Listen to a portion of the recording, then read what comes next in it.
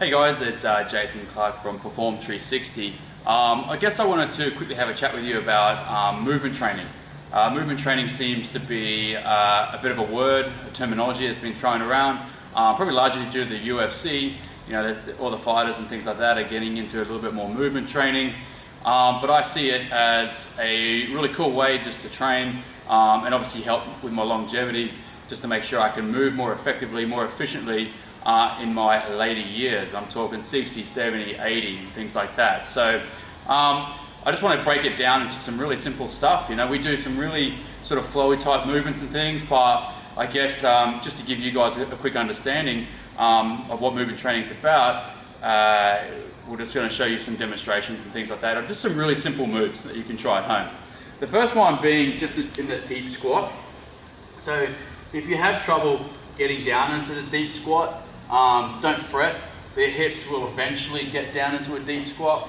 You may be sitting in here, but the more you put load and pressure, eventually you'll be sitting in that deep squat. It's going to feel uncomfortable. It's going to feel a bit crampy in the hips, but that's all part of it. It's just because we're used to sitting and lying down all day and standing. We're not used to being in this position. So it's just something unusual for most people's hips. So maintaining this position is going to be really advantageous if you want to do a little bit more movement training, because we do movements coming from here, moving in different directions, dropping knees and so forth. Okay, I guess and after that, the next phase would be moving into something what we call a tabletop, or what we call a static beast. Just maintaining good position and good control in this position here. So my wrists are directly underneath my hands. My knees directly underneath my hips.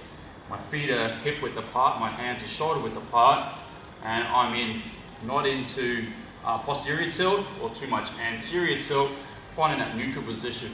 Okay, already my core is working relatively hard, and we can always change, I guess, the load through the core and the stability in the shoulders in this sense. So we can go from, you know, just lifting our toes off the floor, lifting our hands off the floor, minimal movement, or we can do contralateral stuff where I'm lifting my right hand, left foot.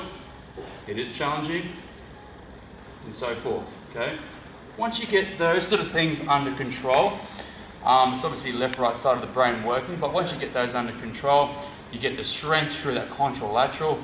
It's very, very important just to do simple things in movement training, like crawling and so forth. So there's just a few little tips that you can try at home. As I said, we're running sort of movement classes here, you know, pretty much every day. We'd love to have you along and see what it's all about.